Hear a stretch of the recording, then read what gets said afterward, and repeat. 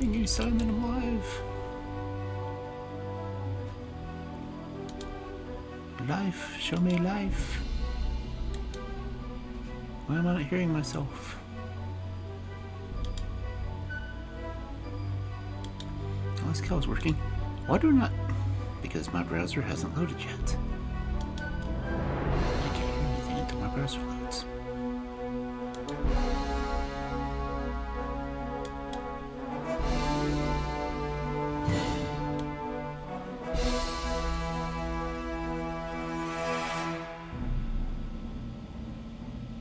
Oh, my music's going. I don't know if the mic is. Okay, we're in the pre-roll ads. Well, we're about to be in the pre-roll ads. In 45 seconds, the ads will start.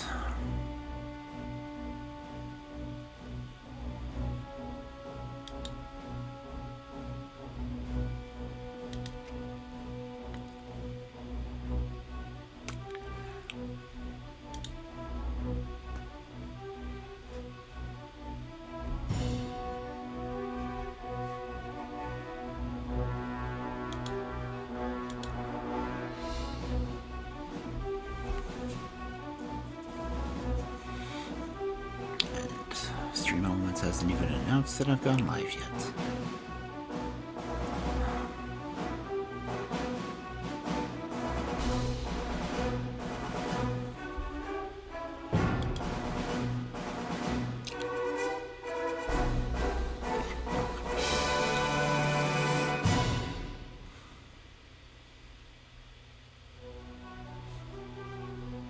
Yeah, sure.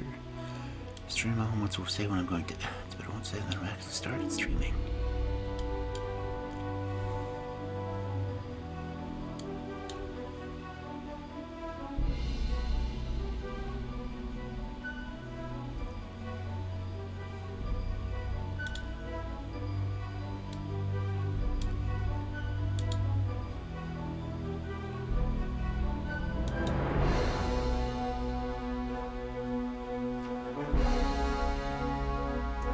There's a drastic delay from when I say something when it actually comes out on stream, so sorry for anyone who has to suffer through that.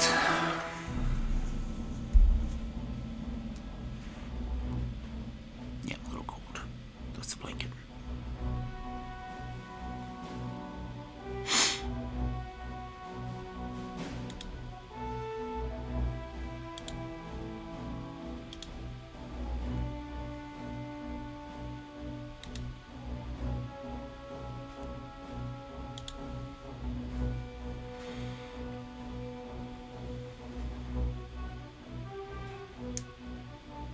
See, it says I've still got another minute and 30 seconds of ads.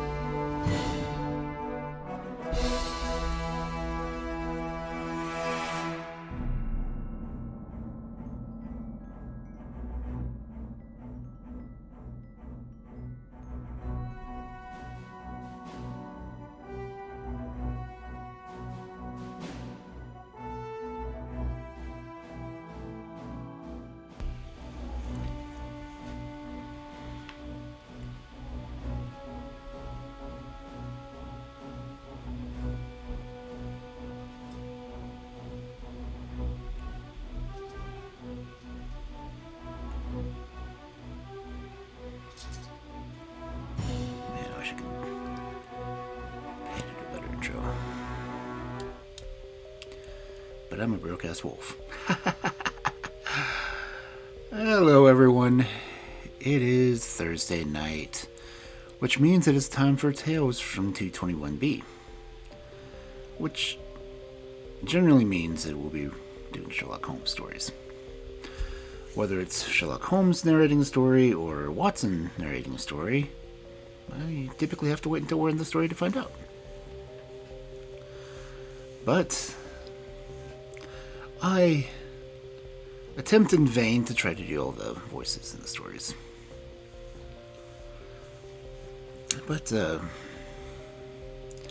usually give it a little while just to see if anyone will come in. Otherwise, I just skip right to it. Did I get the right one? Yeah. And there's not much popping up in chat because my window is blank. I do have a book. Yeah. As told by the Wolf Storyteller, that's the book 1 of my Grimm's Fairy Tales rewrites, with commentary available on Amazon and, fine online bookstores everywhere. Cheaper on Amazon, because they're $12 for the paperback, $17 for the hardback there. And you can also get them on eBay, and I will personalize them for you. I've got 5 copies of each. I put them at the same price as Amazon. So the only thing different is paying for the shipping. If anyone is actually interested in it. So far, no one has been. Oh well. Lots of people bought the book on Amazon, and 1 or 2 have bought it elsewhere because I've got it on Thrift Books. It's on bookshop.org. If you go to, Grey Wolf Rare Magical Books, which is a link down below, it will take you to my very own site. No, my bookstore on bookshop.org that this background is supposed to represent. If you don't know any of my lore, that's probably because I don't talk about it yet. I'm writing a book.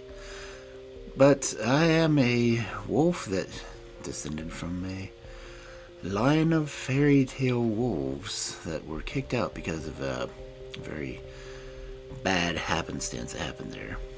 And we're partly immortal, and, we literally have to live vicariously. But yeah. I read fairy tales and stories, the others do their own thing. This is my channel, so I'm the only one who's here. Occasionally I will play games, but I do mostly reading on this channel. And I do try to pick out, public domain stories because, the whole legal issue about you may not represent, reproduce, or distribute this work in any other fact or format without copyright permission. And public domain, I don't have to worry about that. Unless I do it for holidays, because I try not to run ads or anything for holidays, or everything I have on YouTube. I can't make money on that anyway because I don't have enough subscribers. I've got over 500 hours watch time on it, but I also have 300 and something streams, and I'm not monetized on YouTube as I am on Twitch. On Twitch, you can watch my stuff with or without ads. If you watch them with ads, I get, meager payoff for that. If you subscribe, I get slightly better payoff than that than I would the ads. If you get the Twitch Prime, you can watch me without ads. You can just tell it, hey, skip ad. And I'd still get credit for the ads. I kind of... As much as I need the money, I wish I didn't have to run ads, because ads interrupt the stories, and since I do all the recording for here and I just export it to YouTube, I don't stop reading when I'm doing the process. So there's a lot of stuff that just gets missed out on because of the ads. I've got it set that they're supposed to do border ads, so they pop up on the bottom or pop up on the side as to not interrupt the stories, but I do apologize because ads happen. And I don't have control over what ads, just the duration of them. And I try to run them all at the same time, so it covers the rest of the hour where I don't have to worry about them. Right now, Twitch has that if you run 3 minutes of ads per hour, that's not supposed to do pre-roll ads. Not supposed to, but since Twitch has announced itself that it's not profitable, they're going to run ads whenever the hell they feel like it, apparently.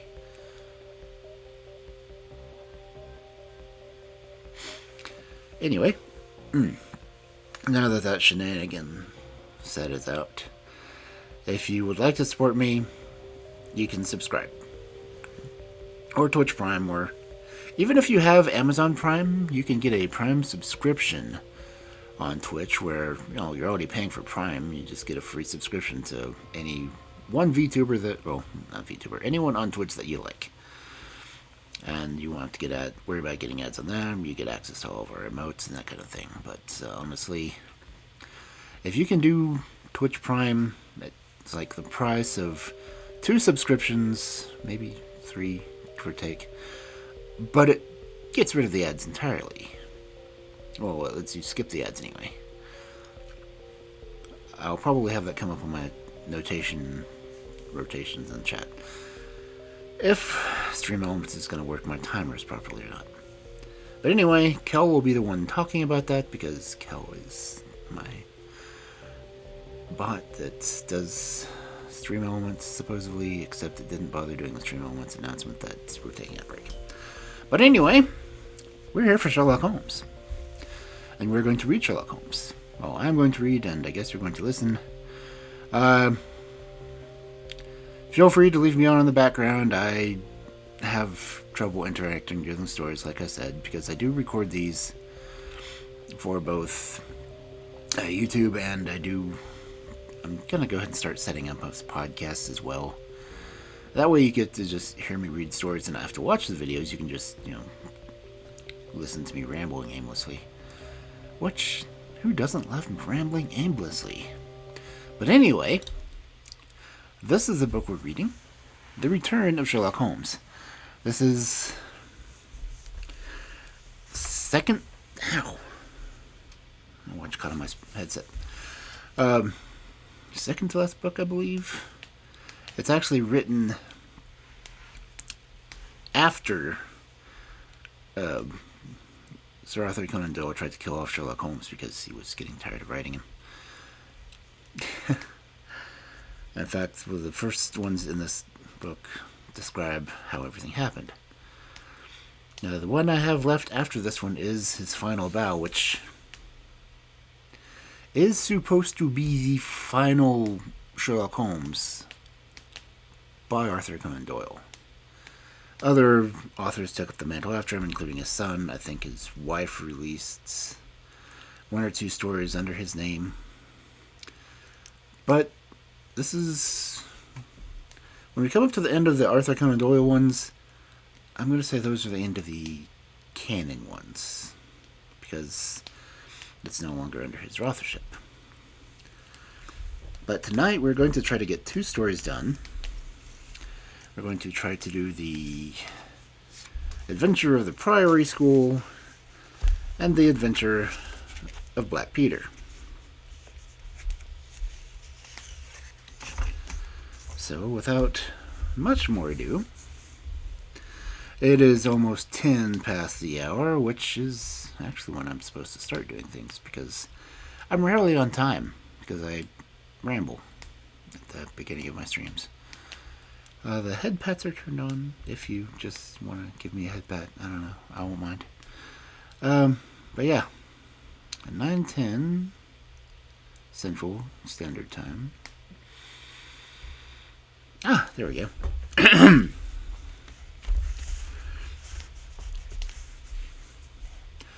So, our first story for the evening: The Adventure of the Priory School.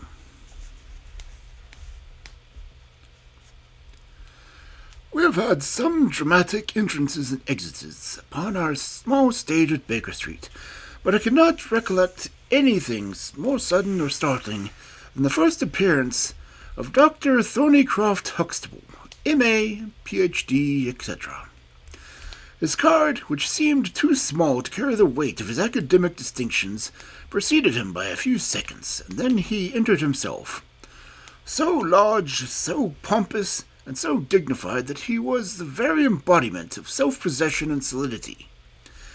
And yet his first action when the door had closed behind him was to stagger against the table, whence he slipped down upon the floor, and there was the majestic figure, prostrate and sensible, upon our bearskin hearthrug. We had sprung to our feet, and for a few moments we stared in silent amazement at this ponderous piece of wreckage, which told of some sudden and fatal storm far out on the ocean of life. Then Holmes hurried with a cushion for his head, and I with brandy for his lips. The heavy white face was seamed with lines of trouble, and hanging pouches under the closed eyes were leaden in colour. The loose mouth drooped deliriously on the corners, and thin, rolling chins were unshaven. Collar and shirt bore the grime of a long journey, and his hair bristled unkempt from the well-shaped head. It was a sorely stricken man who lay before us. "What is it, Watson?" asked Holmes. "Absolute exhaustion. Probably mere hunger and fatigue," said I, with my finger on the threadly pulse, where the stream of life trickled thin and small. "Return ticket from Macklehampton, the north of England," said Holmes, drawing from his watch-pocket. "It is not 12 o'clock yet. He has certainly been an early starter." The puckered eyelids had begun to quiver, and now a pair of vacant grey eyes looked up at us. An instant later the man had scrambled on his feet, and his face crimson with shame. "Forgive the weakness, Mr. Holmes. I've been a little overwrought." "Thank you. If I might have a glass of milk and a biscuit, I have no doubt I should be better. I came personally, Mr. Holmes, in order to ensure that you would return with me. I feared that no telegram would convince you of the absolute urgency of the case." "When you are quite restored." "I'm quite well again. I cannot imagine how I came to be so weak. I wish you, Mr. Holmes, to come with me to Mackleton by the next train." My friend shook his head. "My colleague Dr. Watson could tell you that we are very busy at present. I am retained in this case in affairs documents, and the Abergavenny murder is coming up for trial. Only a very important issue could call me from London at present." "Important?" Our visitor threw up his hands. "Have you heard nothing of the abduction of the only son of the Duke of Holdernesse?" "What? The late cabinet minister?" "Exactly. We had tried to keep it out of the papers, but there was some rumor in the Globe last night. I thought it might have reached your ears." Holmes shot out his long, thin arm and picked up volume H in his encyclopedia for reference. "Holdernesse, 6th Duke, KG, PC, half the alphabet. Baron Beverley, Earl of Corston. Dear me, what a list. Lord Lieutenant of Helmshire since 1900, married Edith, daughter of Sir Charles Appledore, 1888. Heir and only child, Lord Saltire. Owns about 250,000 acres. Minerals in Lancaster and Wales. Address, Carlton House, Terrace, Holdernesse Hall, Hallamshire, Carlston Castle, Bangor, Wales, Lord of the Admiralty, 1872, Chief Secretary of State for... Well, this man is certainly one of the greatest subjects of the Crown." "The greatest and perhaps the wealthiest, I'm sure, Mr. Holmes. You take a very high line of professional matters, and that you are prepared to work for the work's sake. I may tell you, however, that His Grace has already intimidated that a check for £5,000 will be handed over to the person who can tell him where his son is, and another 1,000 to him who can name the man or men who have taken him." "That is a princely offer," said Holmes. "Watson, I think that we shall accompany Dr. Huxtable back to the north of England. And now, Dr. Huxtable, when you have consumed your milk, and you will kindly tell me what has happened, when it happened, and how it happened. And finally, what Dr. Thorncroft Huxtable of the Priory School near Mackleton has to do with the matter, and why he comes 3 days after an event. The state of your chin gives me the date to ask your humble services." Our visitor had consumed his milk and biscuits. The light had come back to his eyes and the color of his cheeks as he set himself with great vigor and lucidity to explain the situation. "I must inform you, gentlemen, that the Priory is a preparatory school, of which I am the founder and the principal. Huxtable's sidelights on Horace may possibly recall my name to your memories. The Priory is, without exception, the best and the most select preparatory school in England. Lord Levenstoke, the Earl of Blackwater, Sir Carthus Holmes, they all have entrusted me with their sons. But I felt that my school had reached its zenith when, 3 weeks ago, the Duke of Holderness sent Mr. James Wilder, his secretary, with the intimation that young Lord Salter, 10 years old, his only son and heir, was to be committed to my charge. Little did I think that this would be the prelude to the most crushing misfortune of my life.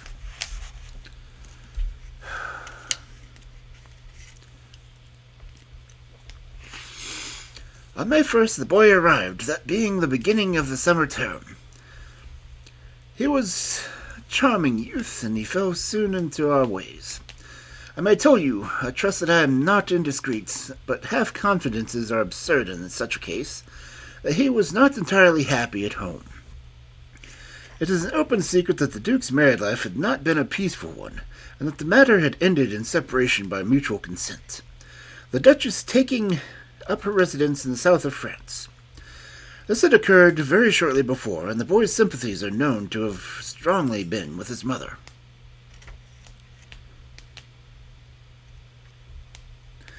He moped about her departure at Holderness Hall, and it was for this reason that the Duke desired to send him to my establishment. In a fortnight the boy was quite at home with us, and was apparently absolutely happy. He was last seen on the night of May 13th, that is, the night of the last Monday. His room was on the second floor, and was approached through another larger room in which 2 boys were sleeping. These boys saw and heard nothing, so that it is certain that the young Saltire did not pass out that way. His window was open, and there was a stout ivy plant leading to the ground. We could trace no footmarks below, but it is sure that this is the only possible exit. His absence was discovered at 7 o'clock on Tuesday morning. His bed had been slept in. He had dressed himself fully before going off in his usual school suit of black Eton jacket and dark grey trousers. There were no signs that anyone had entered the room, and it was quite certain that anything of the nature of cries or a struggle would have been heard, since Conter, the elder boy in the inner room, is a very light sleeper. When Lord Salter's disappearance was discovered, I at once called a roll of the whole establishment, boys, masters, and servants. It was then that we ascertained that Lord Saltire had not been alone in his room. Heidegger, the German master, was missing. His room was on the second floor and at the farther end of the building, facing the same way as Lord Saltire's. His bed had also been slept in, but he had apparently gone away partly dressed, since his shirt and socks were lying on the floor. He had undoubtedly let himself down by the ivy, for we could see the marks of his feet where it landed on the lawn. His bicycle was kept in a small shed beside the lawn, and it was also gone. He had been with me for 2 years, and came with the best references, But he was a silent, morose man, not very popular either with the masters or boys. No trace could be found of the fugitives, and now on Thursday morning we are as ignorant as we were on Tuesday. Enquiry was, of course, made at once at Holderness Hall. It was only a few miles away, and we imagined that in some sudden attack of homesickness he had gone back to his father, but nothing had been heard of him. The Duke is greatly agitated, and, as to me, you have seen yourselves a state of nervous prostration to which the suspense and the responsibility has reduced me. Mr. Holmes, if you ever put forward your full powers, I implore you to do so now, for never in your life could you have a case which is more worthy of them. Sherlock Holmes had listened with the utmost interest to the statement of the unhappy schoolmaster. His drawn brows and deep furrow between them showed that he needed no exhortation to concentrate all his attention upon a problem which, apart from the tremendous interest involved, must appeal so directly to his love of the complex and of the unusual. He now drew out his notebook and jotted down one or two memorandums. You have been very remiss not coming to me sooner," he said severely. "You start me on my investigation with a serious handicap. It is inconceivable, for example, that this ivy on the lawn would have yielded nothing to an expert observer." "I am not to blame, Mr. Holmes. His Grace was extremely desirous to avoid all public scandal. He was afraid of his family unhappiness being dragged before the world. He has a deep horror of anything of the kind." "But there has been some official investigation." "Yes, sir, and it was proved most disappointing. An apparent clue was at once obtained, since a boy and a young man were reported to have been seen leaving the neighboring station by an early train. Only last night we had news that the couple have been hunted down in Liverpool, and they proved to have no connection whatsoever with the matter in hand. Then it was that, in my despair and disappointment, after a sleepless night, that I came straight to you by the early train." "I suppose the local investigation had relaxed while this false clue was being followed up?" "It was entirely dropped." "So that 3 days have been wasted. The affair has been most deplorably handled." "I feel it and admit it." "And yet the problem should be capable of ultimate solution. I shall be very happy to look into it. Have you been able to trace any connection between the missing boy and the German master?"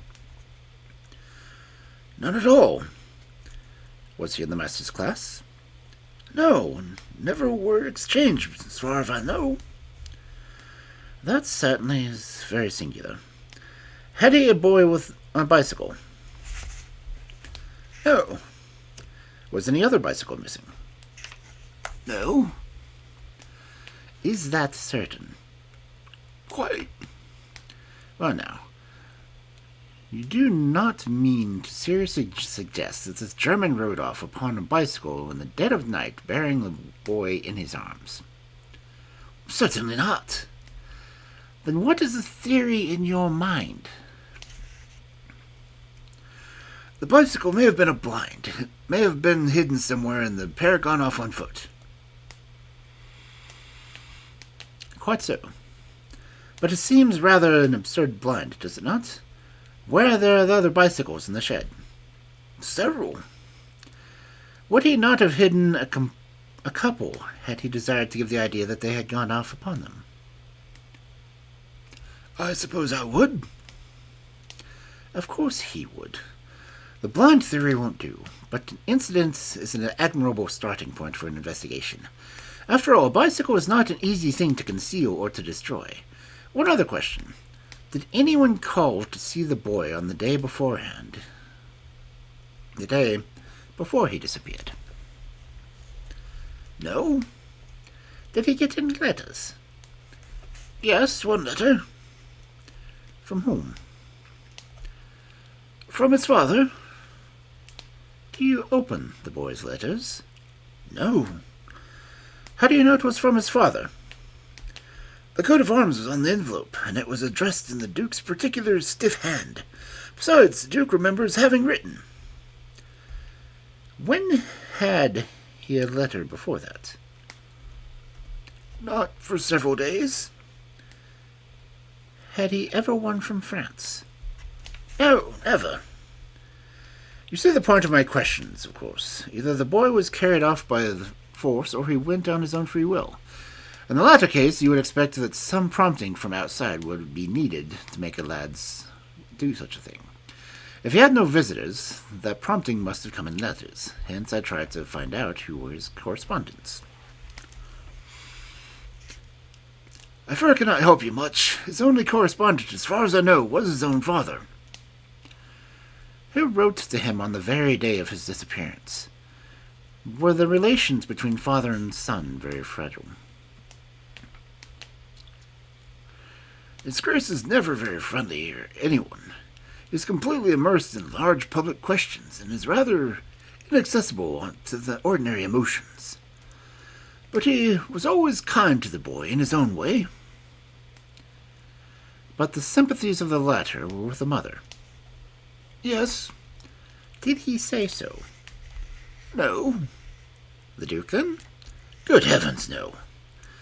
Then how could you know? I've had some confidential talks with Mr. James Wilder, His Grace's secretary. It was he who gave me the information of Lord Saltire's feelings. I see. By the way, that last letter of the Duke's, was it found in the boy's room after he was gone? No, he had taken it with him. I think, Mr. Holmes, it is time that we were leaving for Euston. I will order a four-wheeler. In a quarter of an hour we shall be at your service.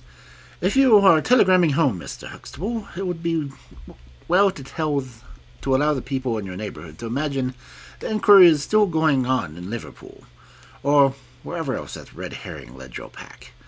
In the meantime, I will do a little quiet work at your own doors, and perhaps the scent is not so cold, but that two old hounds like Watson and myself may get a sniff at it. That evening found us at the cold, bracing atmosphere of the Peak Country, in which Dr. Huxtable's famous school was situated. It was already dark when we reached it, and a card was lying on a hall table, and the butler whispered something to his master, who turned to us with agitation and very heavy feature. "The Duke is here," said he. "The Duke and Mr. Wilder are in the study. Come, gentlemen, I will introduce you."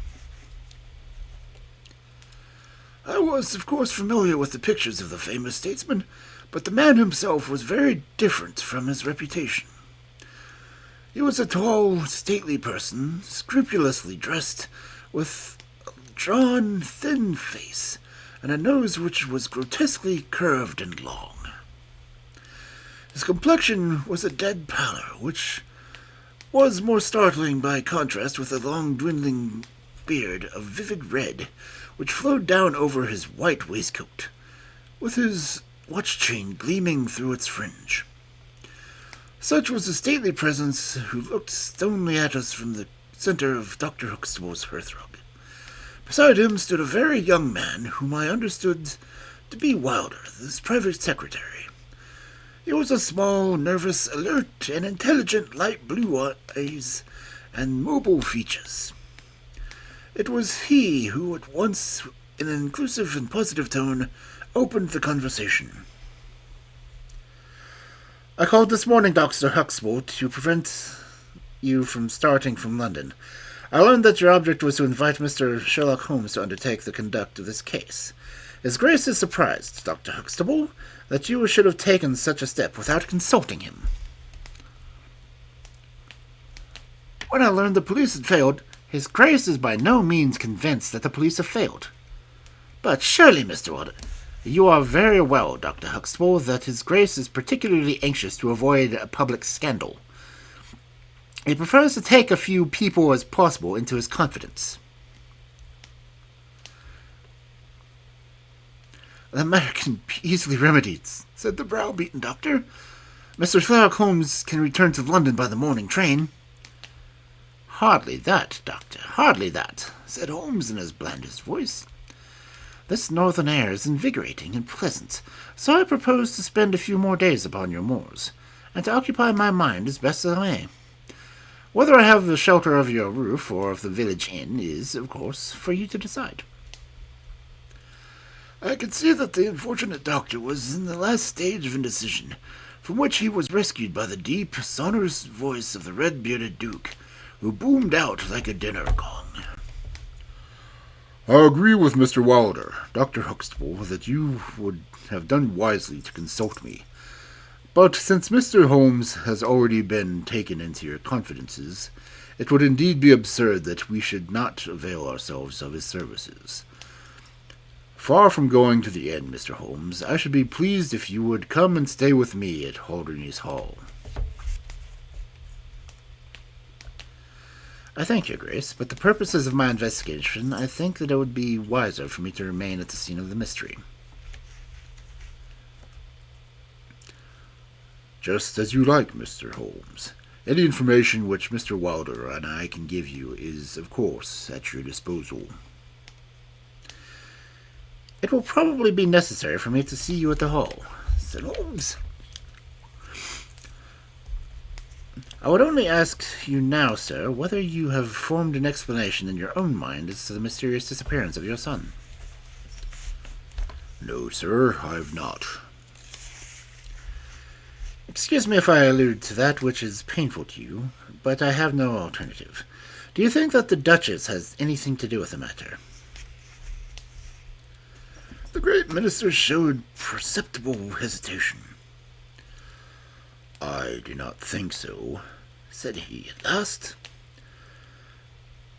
The other obvious explanation is the child had been kidnapped for the purpose of levying ransom. Have you gotten any demand for that sort? No, sir. One more question, Your Grace. I understand that you wrote to your son upon the day when this incident occurred. No, I wrote upon the day before. Exactly, but he received it on that day. Yes. Was there anything in your letter which might have unbalanced him or induced him to take such a drastic step? No, sir, certainly not. The noble man's reply was interrupted by his secretary, who broke in with some heat. His Grace is not in the habit of posting letters himself, said he. This letter was laid with others upon the study table, and I put them myself in the post-bag. Are you sure this was one among them? Yes, I observed it. How many letters did your Grace write that day? 10 or 20 or 30. I have a large correspondence, but surely this is somewhat irrelevant. Not entirely, said Holmes. For my own part, the Duke continued, I have advised the police to turn their attention to the south of France. I have already said that I do not believe that the Duchess would encourage so monstrous an action. But the lad had the most wrong-headed opinions, and it is possible that he may have fled to her, aided and abetted by this German. I think, Dr. Huxtable, that we will now return to the hall. I could see that there was some questions which Holmes would have wished to put, but the nobleman's abrupt manner showed that the interview was at an end. It was evident that in his intensely aristocratic nature this discussion of his intimate family affairs with a stranger was most abhorrent, and that he had feared lest every fresh question throw a fiercer light into the discreetly shadowed corners of his ducal history. When the nobleman and his secretary had left, my friend flung himself once with characteristic eagerness into the investigation. The boy's chamber was carefully examined and yielded nothing save the absolute conviction that it was only through the window that he could have escaped. The German master's room and the effects gave no further clue. In this case, a trail of ivy had given way under his weight, and he saw by the light of the lantern the mark on the lawn where his heels had come down. That one dent in the short green grass was the only material witness of this inexplicable nocturnal flight. Sherlock Holmes left the house alone, and only returned after 11.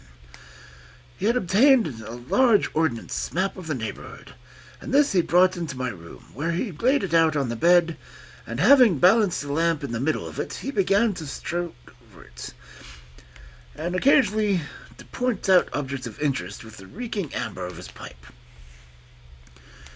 "This case grows upon me, Watson," said he. "There are decidedly some points of interest in the connection with it.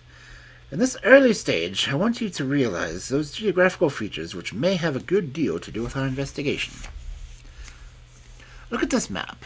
This dark square is a Priory school. I'll put a pin in it. Now, this line is the main road. You see that it runs east and west past the school. And you see also that there is no side road for either mile either way. If these two folk passed by the road, it was this road." "Exactly." "By a singular and happy chance, we are able to come to extent to check that passed along this road during the night in question. At this point, where my pipe is now resting, a country constable was on duty from 12 to 6. It is, as you perceive, the first crossroad on the east side. This man declares that he was not absent from his post for an instant, and he is positive that neither boy nor man could have gone that way unseen. I've spoken with this policeman tonight, and he appears to me to be the perfectly reliable person. That blocks this end. We now have to deal with the other. There is an inn here, the Red Bull, the landlady of which was ill. She had sent from Mackleton for the doctor, but he did not arrive until morning, being absent at another case. The people at the inn were alert all night, waiting his coming, and one or other of them seems to have continually had an eye upon the road. They declare that no one passed. If their evidence is good, then we are fortunate enough to block the west, and also be able to say that the fugitives did not use the road at all." "But the bicycle," I objected. "Quite so. We will come to the bicycle presently.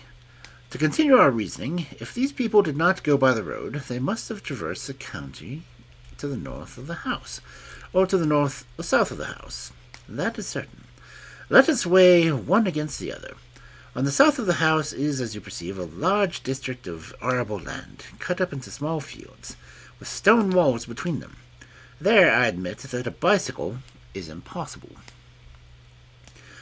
We can dismiss that idea. We turn to the country on the north.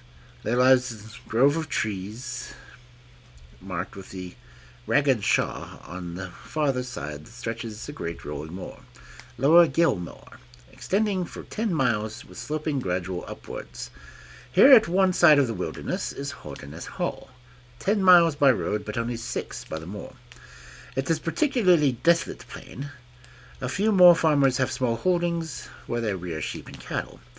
Except these, the plover and the curfew are the only inhabitants until you come to Chesterfield High Road. There is a church there, you see, a few cottages and an inn. Beyond that hill becomes precipitous. Surely it is there to the north that our quest must lie." "But the bicycle," I persisted. Well, said Holmes impatiently, a good cyclist does not need a high road. The moor is intersected with paths, and the moon was at the full. Halloos, what is this?" There was an agitated knock at the door, and an instant afterwards Dr. Huxtable was in the room.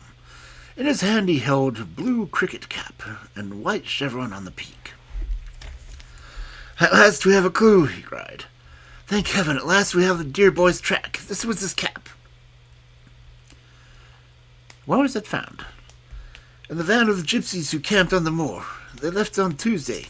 Today a policeman tracked them down and examined the caravan. This was found." "How do they account for it?" "They shuffled and lied, and they said they found it on the moor on Tuesday morning. They know where he is, and the rascals. Thank goodness they're all safe under lock and key. Either the fear of the law or the Duke's purse will certainly get out of them all that they know." "So far, so good," said Holmes when the doctor had at last left the room. "It at last bears out that the theory is that the slower Gilmore that we must hope for results. The police have really done nothing locally, save the arrest of the gypsies. Look here, Watson. There is a watercourse across the moor. You see it marked here on the map. In some parts it widens into a morass. This is particularly so the region between Holderness Hall and the school. It is vain to look elsewhere for tracks in this dry weather, but that point there is certainly a chance of some record being left. I will call you early tomorrow morning, and you and I will try to throw some light into this little mystery."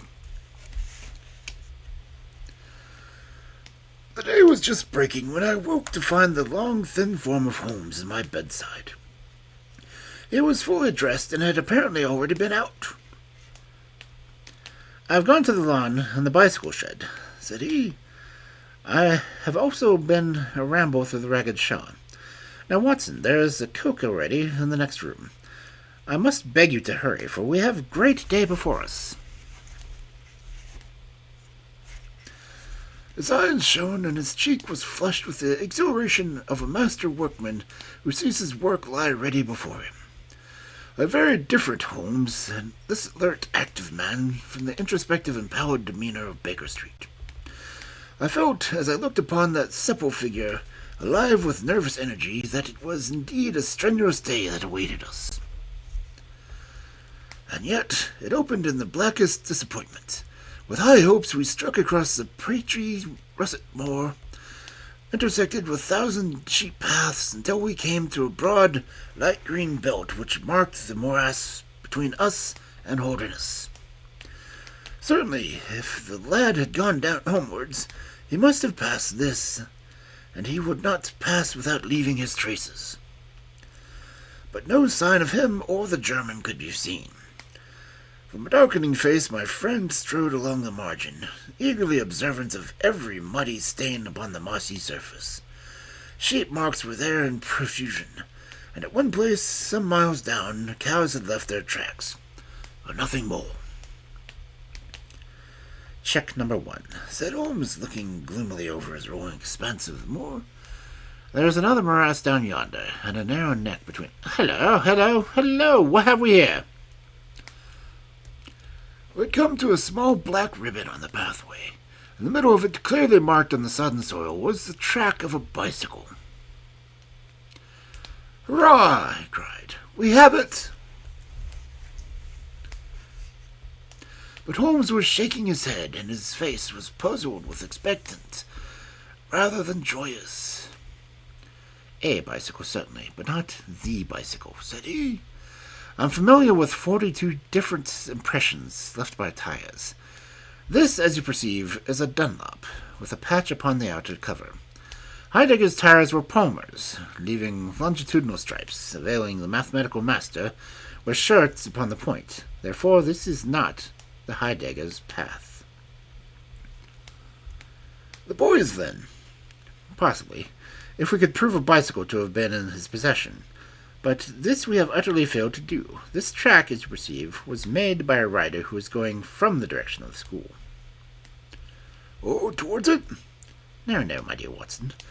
The more sunken, deep impression is, of course, the hind wheel, which upon the weight rests. You perceive several places where it has passed across and obliterated the more shallow marks of the front one.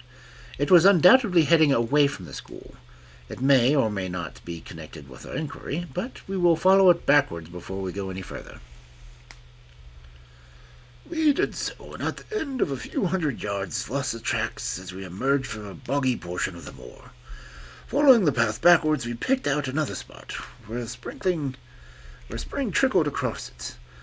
Here, once again, was the mark of the bicycle, though nearly obliterated by the hooves of cows. After that there was no sign, but the path ran right into the Ragged Shaw, and the wood which backed into the school. From this wood the cycle must have emerged. Holmes sat down on the boulder, with rested his chin in his hands. I had smoked 2 cigarettes before he moved. Well, he said at last. It is, of course, possible that a cunning man might change the tire of his bicycle in order to change the tires unfamiliar tracks. A criminal who is capable of such a thought is a man whom I should be proud to do business with. We will leave this question undecided and hark back to our morass again, for we have a good deal unexplored. We continued our systematic survey of the edge of the southern portion of the moor, and soon our perseverance was gloriously rewarded. Right across the lower part of the bog lay a mirror path. Holmes gave a cry of delight as we approached it. An impression like the fine bundle of telegraph wires ran the center of it. It was the Palmer tire. "Here's Herr Heidegger, sure enough," said Holmes exultantly. "My reasoning seems to be pretty sound, Watson." "I congratulate you. But we have a long way still to go. Kindly walk clear of the path. Now let us follow the trail. I fear that it will not lead very far." We found, however, as we advanced, that this portion of the moor was intersected with soft patches, and though we frequently lost sight of the track, we always succeeded in picking it up once more. "Do you observe," said Holmes, "that the rider is now undoubtedly forcing the pace? There can be no doubt of it. Look at the impression. Where you get both tires clear. The one is as deep as the other. That can only mean that the rider is throwing his weight on the handlebar, as a man does when he is sprinting. By Jove, he has had a fall." There was a broad, irregular smudge covering some yards of the track, where there were a few footmarks, and the tires appeared once more. "A side slip," I suggested. Holmes held up a crumpled branch of flowering gorse. To my horror, I perceived that the yellow blossoms were dabbled with crimson. On the path, too, and among the heather were dark stains of clotted blood. "Bad," said Holmes. "Bad. Stand clear, Watson. Not an unnecessary step. What do I need here?" He fell wounded. He stood up. He remounted and proceeded. "But there are no other tracks. Cattle on his side path. He is surely not gored by a bull. Impossible. But I see no traces of anyone else. He must push on, Watson. Surely with the stains as well as the track to guide us, he cannot escape us now." Our search was not a very long one. The tracks of the tire began to curve fantastically upon the wet and shining path. Suddenly, as I looked up, the gleam of metal caught my eye from amid the thick, gorse bushes. Out of them we dragged a bicycle, Palmer tired, one pedal bent, and the whole front of it horribly smeared and slobbered with blood. On the other side of the bushes, a shoe was projecting. We ran around, and there lay the unfortunate rider. He was a tall man, full-bearded with spectacles, one glass of which had been knocked out. The cause of his death was a frightful blow upon the head, which had crushed part of his skull. That he could have gone on after receiving such an injury said much for the vitality and courage of the man. He wore shoes, but no socks, and his open coat disclosed a nightshirt beneath it. It was undoubtedly the German master. Holmes turned the body over reverently and examined it with great attention. He then sat in deep thought for some time, and I could see by his ruffled brow of his grim discovery had not, in his opinion, advanced us much in our inquiry.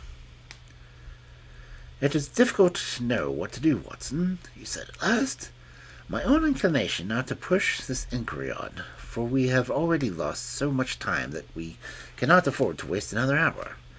On the other hand, we are bound to inform the police of this discovery, and to see that this poor fellow's body is looked after."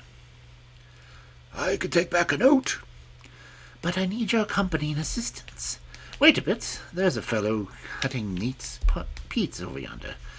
Bring him over here, and he will guide the police." I brought the peasant across, and Holmes dispatched the frightened man with a note to Dr. Huxtable. "Now, Watson," he said, "we have picked up 2 clues this morning. One is the bicycle with the Palmer tire, and we see what he has led to. The other is the bicycle with the patched Dunlop. Before we start to investigate, let us try to realize that what we do know as of to make the most of it, and to separate the essential from the accidental. First of all, I wish to impress upon you that the boy certainly left of his own free will. He got down from his window and went off, either alone or with someone, that is sure. Isn't it? Well now, let us turn upon this unfortunate German master. The boy was fully dressed when he fled, therefore he foresaw that he would do. But the German went without his socks. He certainly acted on very short notice. Undoubtedly.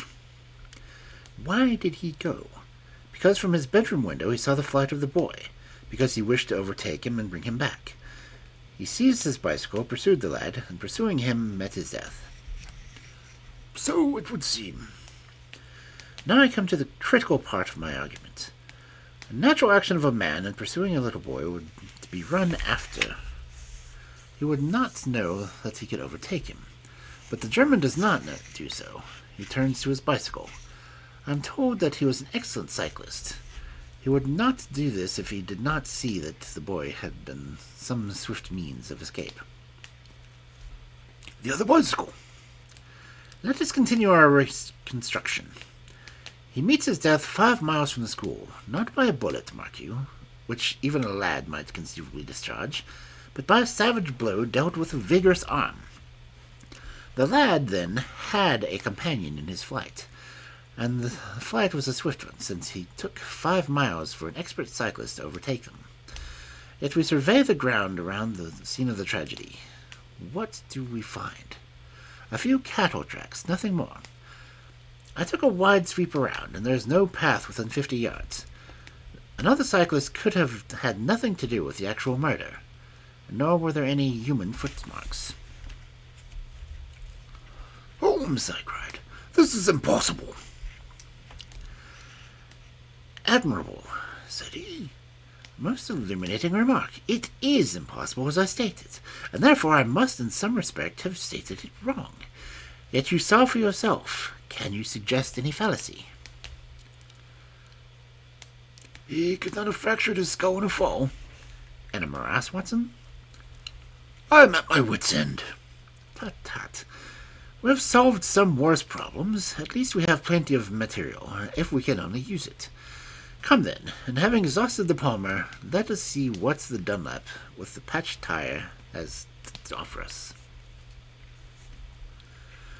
We picked up the track and followed it onwards for some distance, but soon the moor rose into a long, heather-tufted curve, and we left the watercourse behind us. No further help from the tracks could be hoped for. At the spot where we saw the last of the Dunlop tire, it might equally have led to Alderneys Hall, the stately towers of which rose some miles to our left, or to a low grey village which lay in front of us and marked the position of the Chesterfield high road.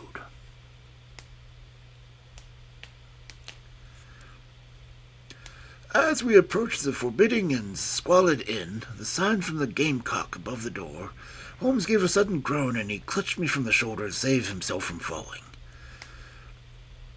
He had had one of his violent strains of an ankle which leaves a man helpless. With difficulty he limped up to the door, where a squat, dark, elderly man was smoking a black clay pipe. "How are you, Mr. Reuben Hayes?" said Holmes. "Who are you, and how do you get the name so pat?" the countryman answered, with a suspicious flash of a pair of cunning eyes. "Well, it's printed on the board above your head, and it's easy for a man to see the master of his own house.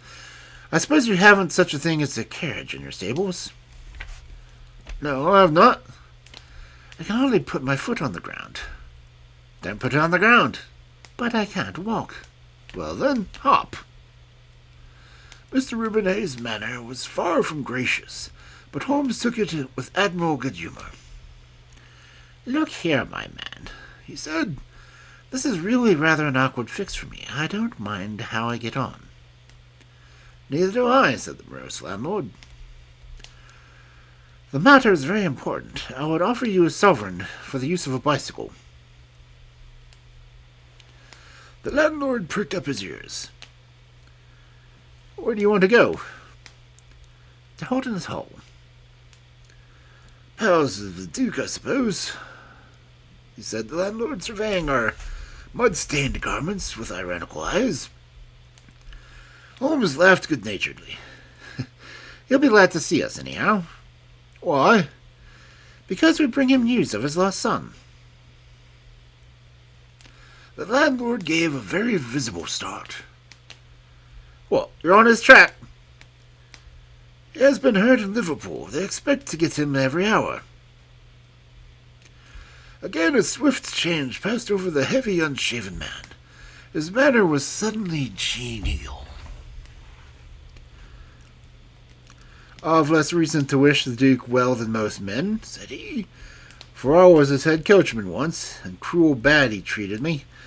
It was him that sacked me without a character on a word of lying Chandler.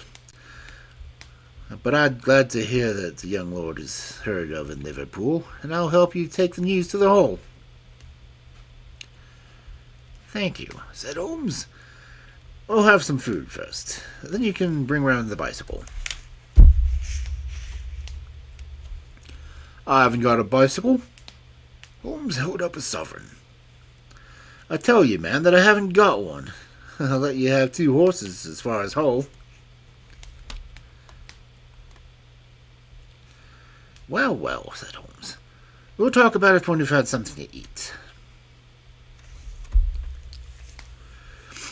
When we were left alone in the stone-flagged kitchen, it was astonishing how rapidly that sprained ankle recovered.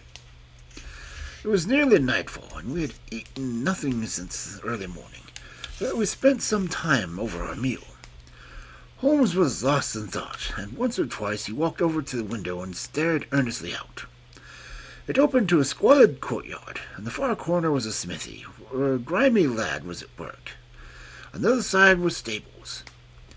Holmes sat down once again after one of these excursions, when he suddenly sprang out of his chair with a loud exclamation. By heaven, Watson, I believe that I've got it, he cried.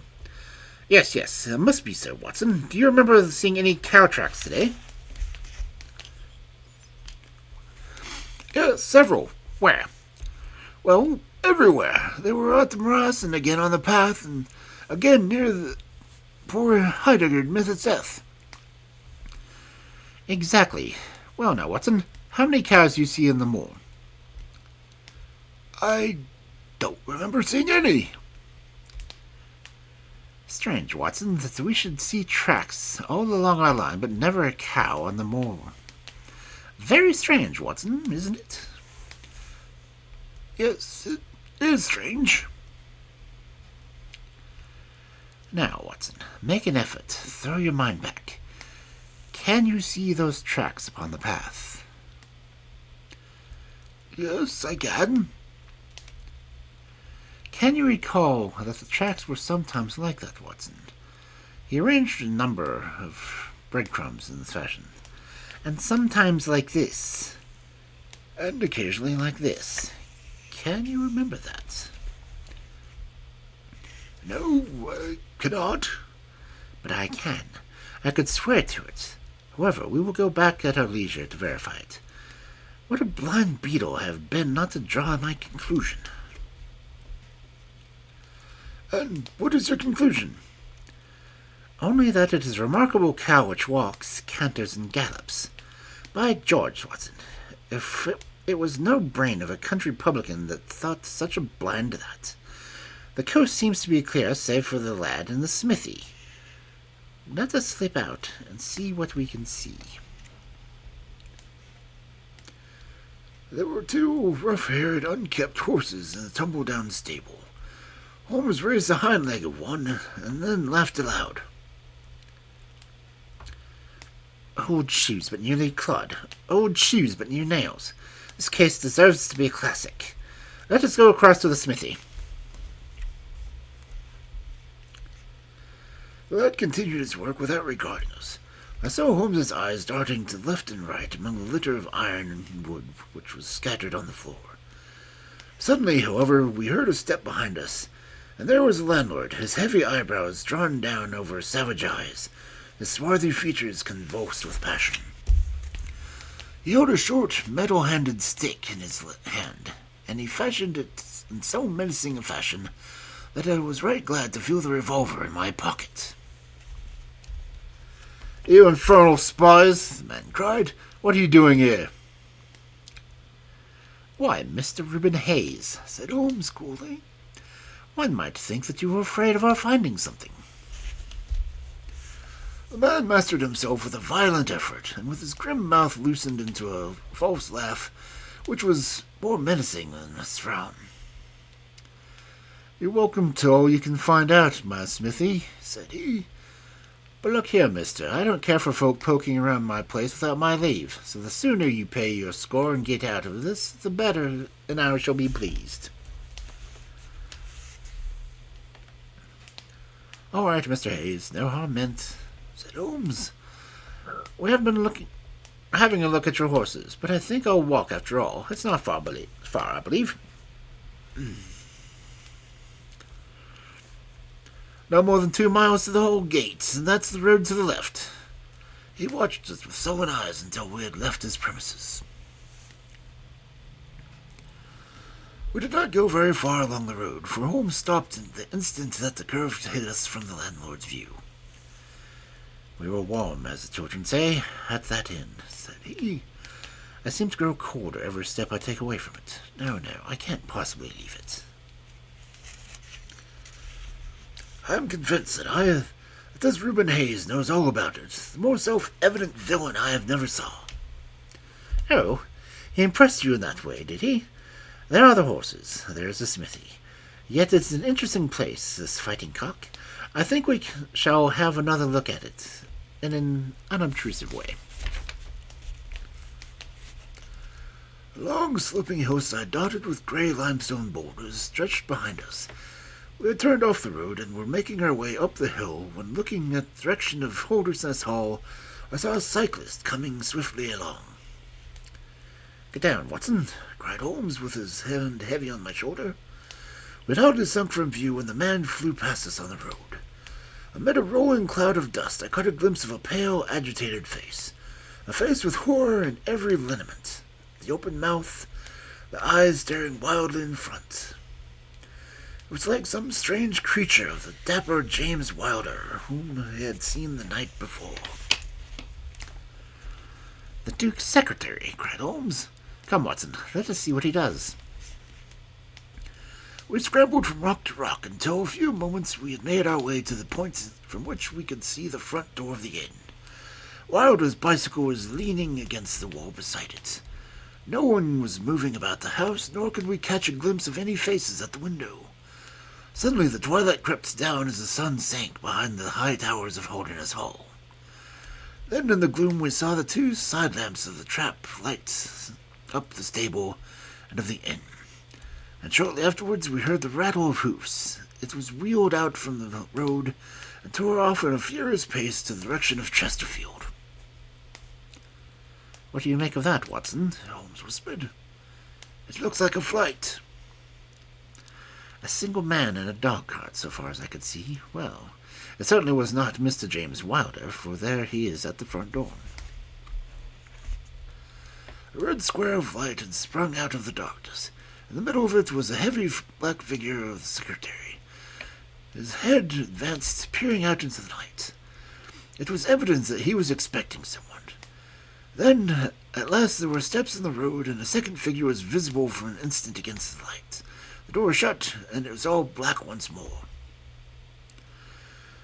5 minutes later, a lamp was lit in the room upon the first floor.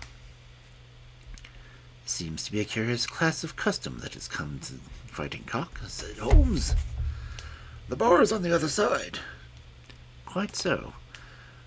These are what one may call private guests. Now, what in the world is Mr. James Wilder doing in that den of this hour of night? And who is the companion who comes to meet him there? Come, Watson, we must really take a risk and try to investigate a little more closely." Together we strolled down to the road and crept across to the door at the side of the inn. The bicycle still leaned against the wall. Holmes struck a match and held it to the black wheel, and I heard him chuckle as the light fell upon a patched Dunlop tire. Up above us was lighted a window. I must have a peep through that, Watson. If you will bend your back and support yourself upon the wall, I think I can manage. An instant later his feet were on my shoulders, but he was hardly up before he was back down again. "Come, my friend," he said. "Our day's work has been quite long enough. I think that we have gathered all that we can. It is a long walk to the school, and the sooner we get started, the better." We hardly opened his lips during the wearied trudge across the moor, nor would he enter the school when we reached it, but went to Mackleton Station, whence he could send some telegrams. Late at night I heard him consoling Dr. Huxtable, prostrated by the tragedy of his master's death. And later still he entered my room as alert and vigorous as he had been when he started in the morning. All goes well, my friend," said he. "I promise that before tomorrow evening we shall have reached the solution of our mystery." At 11 o'clock next morning, my friend and I were walking up the famous yew avenue of Holderness Hall. We were ushered through the magnificent Elizabethan doors and into the Grace's study. There we found Mr. James Wilder, demure and courtly, but with some trace of that wild terror of the night before still lurking in his furtive eyes, and his twitching features. "You have come to see his Grace. I'm sorry, but the fact is that the Duke is far from well. He has been very much upset by the tragic news we received from the telegram of Dr. Huxtable table yesterday afternoon, which told us about your discovery. I must see the Duke, Mr. Wilder. But he is in his room. Then I must go to his room. I believe he is in his bed. I will see him there." Holmes's cold and inexorable manner showed the secretary that it was useless to argue with him. "Very good, Mr. Holmes. I will tell him that you are here." After half an hour's delay, the great nobleman appeared. His face was more cadaverous than ever. His shoulders had rounded, and he seemed to me an altogether older man than he had been the morning before. He greeted us with a stately curtsy, and seated himself at his desk, his red beard streaming down to the table. "Well, Mr. Holmes," said he. But my friend's eyes were fixed upon the secretary, who stood by his master's chair. "I think, your Grace, that I could speak more freely in Mr. Wilder's absence." The man turned a shade paler and cast a malignant face at Holmes. "If your Grace wishes." Yes, you had better go. Now, Mr. Holmes, what have you to say?" My friend waited until the door was closed behind the retreating secretary. "The fact is, your Grace," said he, "that my colleague Dr. Watson and myself have had an assurance from Dr. Huxtable that a reward had been offered in this case. I should like to have this confirmed by your own lips." "Certainly, Mr. Holmes." "It amounted, if I am correctly informed, to £5,000 to anyone who will tell you where your son is." "Exactly." "And another 1,000 to the man who will name the person or persons who keep him in custody." "Exactly." "Under the latter heading is included, no doubt, not only those who may have taken him away, but also those who conspire to keep him in his present position." Yes, cried the Duke impatiently. "If you will do your work, Mr. Sherlock Holmes, you will have no reason to complain of niggardly treatment."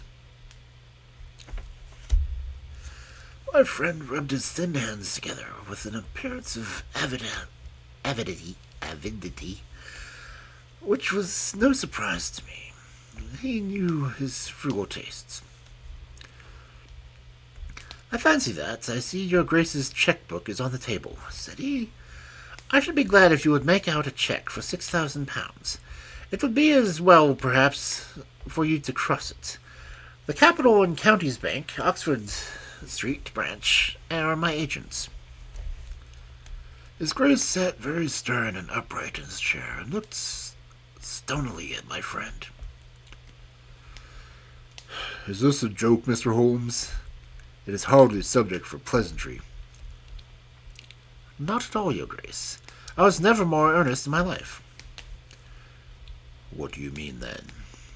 "I mean that I have earned the reward, and I know where your son is, and I know some, at least, of those who are holding him." The Duke's beard had turned more aggressively red than ever against his ghastly white face. "Where is he?" he gasped. "He is, or was last night, at the Fighting Cock Inn, about 2 miles from your park gate." The Duke fell back in his chair. "And whom do you accuse?" Sherlock Holmes's answer was an astounding one. He swiftly stepped forward and touched the Duke upon his shoulder. "I accuse you," he said. "And now, your Grace, I'll trouble you for that cheque."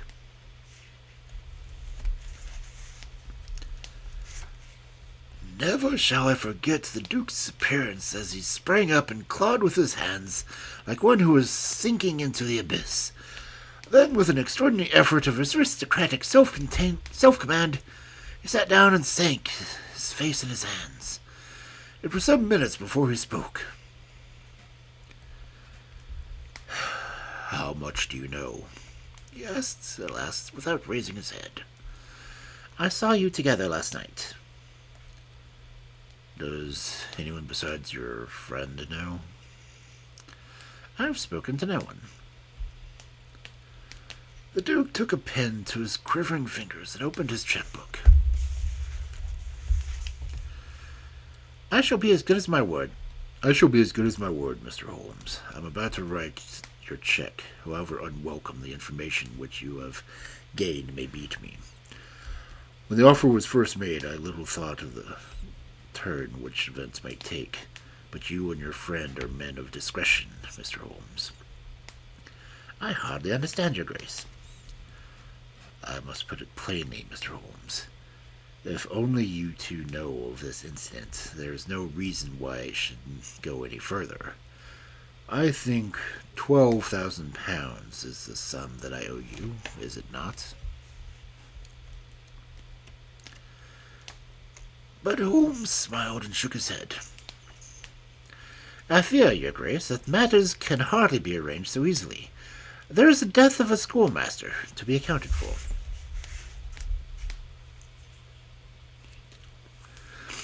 "But James knew nothing of that.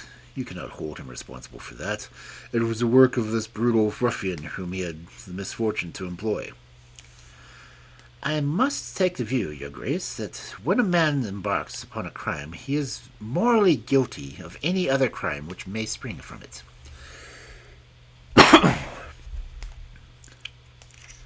"Morally, Mr. Holmes, no doubt you are right, but surely not in the eyes of the law. A man cannot be condemned for a murder at which he was not present, and which he loathes and abhors as much as you do. The instant that he heard of it, he made a complete confession to me, and so filled was he with horror and remorse. He lost not an hour in breaking entirely in with the murderers. Oh, Mr. Holmes, you must save him. You must save him. I tell you that you must save him." The Duke had dropped the last attempt at self-command, and was pacing the room with a convulsed face and with his clenched hands raving in the air. At last he mastered himself and sat down once more at his desk. "I appreciate your conduct in coming here before you spoke to anyone else," he said. "At least we may take counsel how far we can minimize this hideous scandal." "Exactly," said Holmes. I thank your grace that this can only be done by absolute and complete frankness between us. I am disposed to help your grace to the best of my ability, but in order to do so I must understand to the last detail how the matter stands. I realize that your words applied to Mr. James Wilder, and that he is not the murderer. No, the murderer has escaped. Holmes smiled demurely. Your grace could hardly have heard any reputation which I possess, so you would not imagine that it is easy to escape me.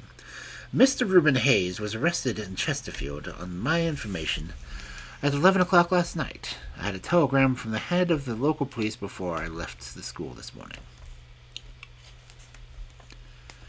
The Duke leaned back in his chair and stared with amazement at my friend.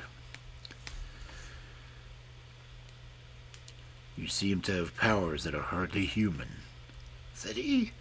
So Reuben Hayes is taken. I am right and glad to hear it, if it would not retract upon the fate of James. Your secretary? No, sir. My son. It was Holmes's turn to look astonished. I confess that this is entirely new to me, Your Grace. I must beg you to be explicit. I will conceal nothing from you. I agree with you that the complete frankness, however painful it may be to me, it is the best policy in this desperate situation to which James's folly and jealousy have reduced us. When I was a very young man, Mr. Holmes, I loved with such a love as comes only once in a lifetime. I offered the lady marriage, but she refused it on the grounds that such a match may mar my career.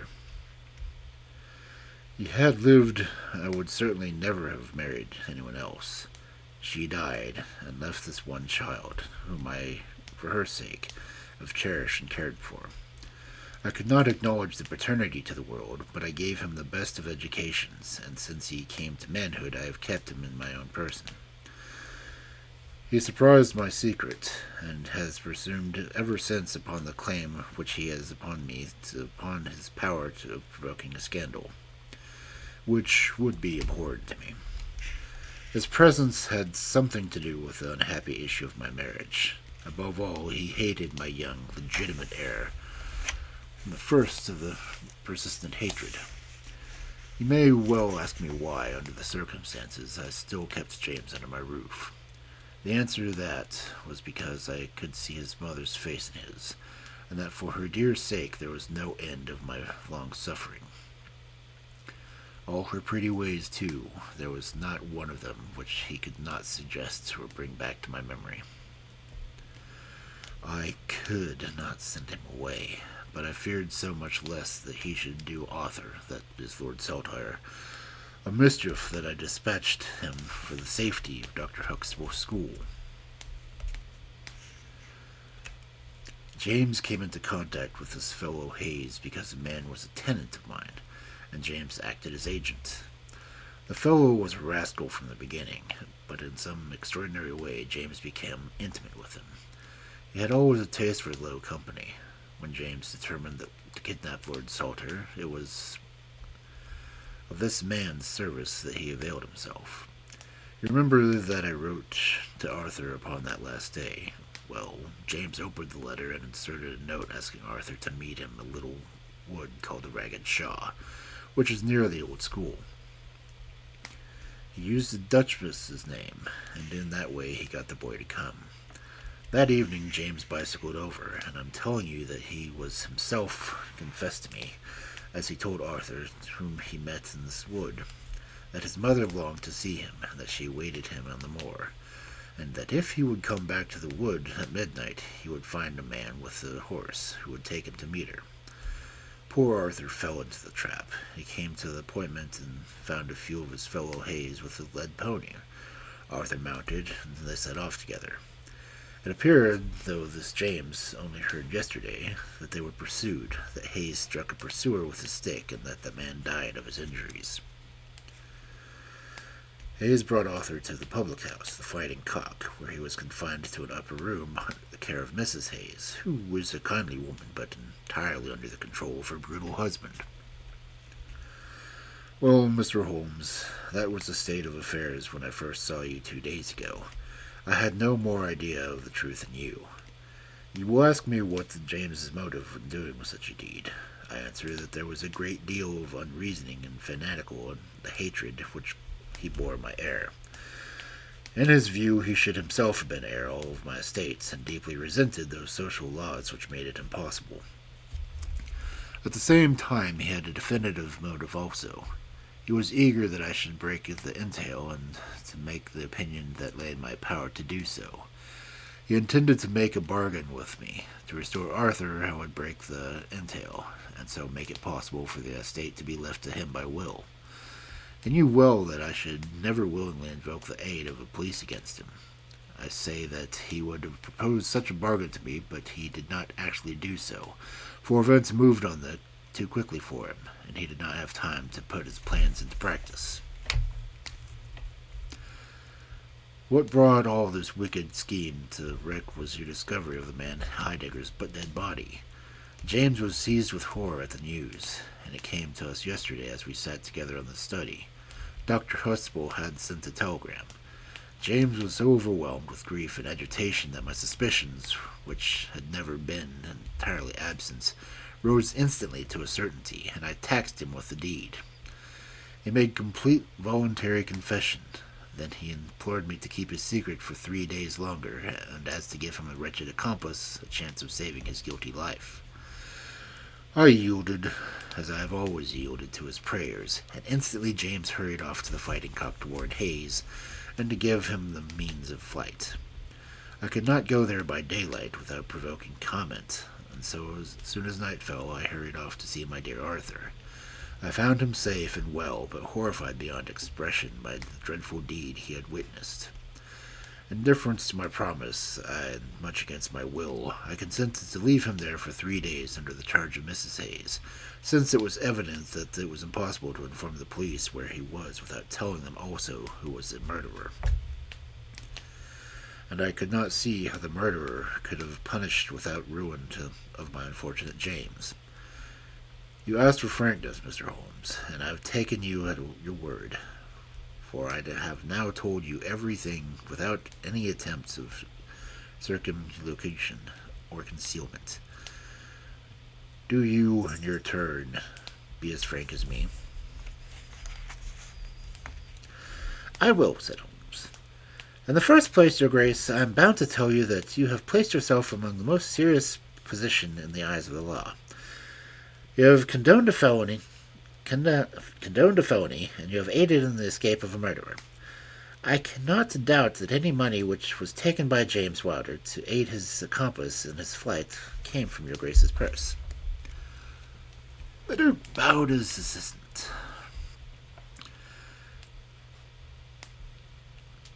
It is indeed a most serious matter. Even more culpable, in my opinion, Your Grace, is your attitude towards the younger son. You leave him in this den for 3 days. Under solemn promises. What are promises to such people as these? You have no guarantee that he will not be spirited away again. To humor your guilty elder son, you have exposed your younger innocent son to the imminent and unnecessary danger. It is most unjustifiable action.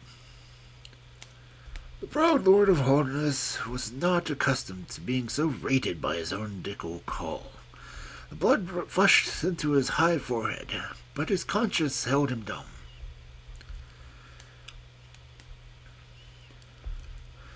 I will help you, but on one conclusion. It is that you ring for a footman, and let me give orders as I like. Without a word, the Duke pressed the electric bell, and a servant entered. You will be glad to hear, said Holmes, that your young master is found. It is the Duke's desire that a carriage shall go once to the Fighting Cock and to bring Lord Saltire home. Now, said Holmes, when the rejoicing lackey had disappeared, having secured the future, we can afford to be more lenient with the past. I am not in the official position, and there is no reason, so long as the ends of justice are served, why I should disclose all that I know. As to Hayes, I say nothing. The gallows awaits him, and I will do nothing to save him from it. What he will divulge I cannot tell, but I have no doubt that your grace could make him understand that it is in his interest to be silent. From the police point of view, he will have kidnapped the boy for the purpose of ransom. If they do not themselves find it out, I see no reason why I should prompt them to take a broader point of view. I would warn your grace, however, that the continued presence of Mr. James Wilder in your household can only lead to misfortune. I understand that, Mr. Holmes, and it is already settled that he shall leave me for the ever and go seek his fortune in Australia. In that case, your grace, since you have yourself stated that the unhappiness in your married life is caused by his presence, I would suggest that you make such amends you can to the Duchess, and that you can try to resume the relations which have been so unhappily interrupted. That also I have arranged, Mr. Holmes. I wrote to the Duchess this morning. In that case, said Holmes, rising, I think that my friend and I can congratulate ourselves upon the most happy results of our little visit to the north. There is one other small point upon which I desire some light. This fellow Hayes had shod his horses with shoes which counterfeited the tracks of cows. Was it from Mr. Wilder that he learned so extraordinary a device? The Duke stood and thought for a moment, and with a look of intense surprise on his face. Then he opened a door and showed us into the large room furnished with a museum. He led the way to a glass case in the corner, and pointed out in the inscription. These shoes, it ran, were dug up in the moat of Holderness Hall. They are for the use of horses, but they can be shaped below with a cloven hoof of iron, as to throw the pursuers off the track. They're supposed to have belonged to some of the marauding barons of Holderness in the Middle Ages. Holmes opened the case and, moistening his finger, pressed it down the shoe. A thin film of recent mud was left upon his skin. Thank you, he said as he replaced the glass. It's the second most interesting object I have seen in the north. And the first? Holmes folded up the check and placed it carefully in his notebook. I am a poor man, said he, and he patted it affectionately and thrust it into the depths of his inner pocket.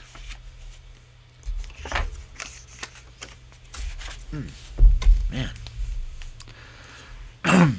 That took longer than I thought it would.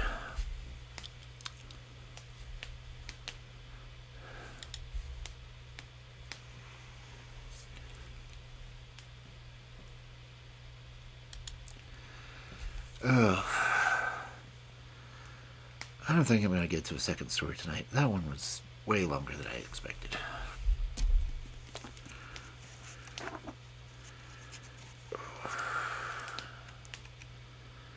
How long is the next one compared to this? Let's see, that one was 19 pages.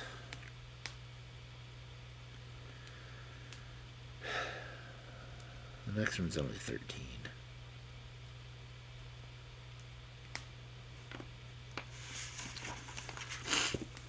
I don't think I'm going to do a second story tonight. I'm sorry anyone who's listening, but yeah.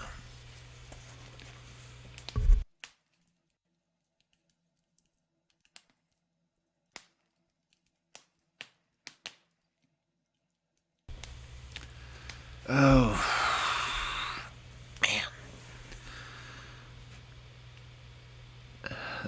I'm kind of hurting a little. So, let us see who all is on that we can read. Ouch. Oh.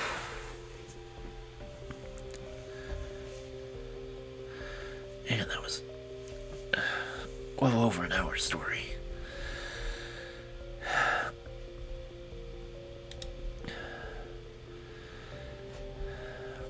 Let's see. Dusk is on. Oni's on. think.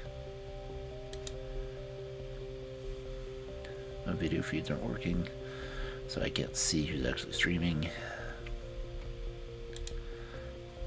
Ouch. My follow list isn't even on. What the hell?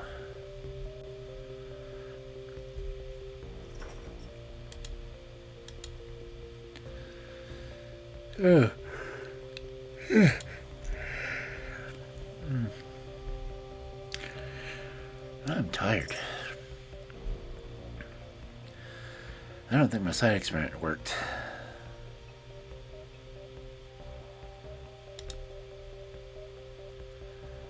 I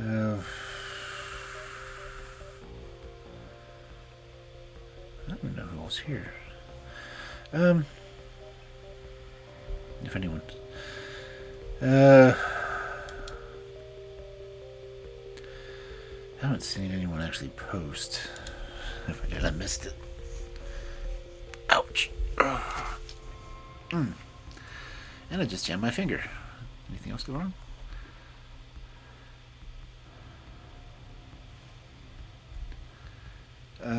No one posted, and not a single one of my stream elements timers went off. That sounds about right.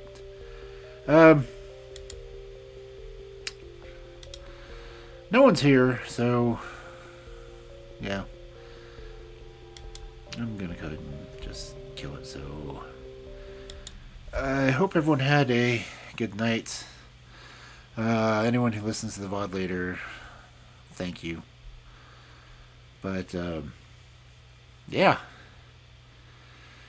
Have a good night, good evening, good afternoon, whichever may occur. Hopefully see. Yeah.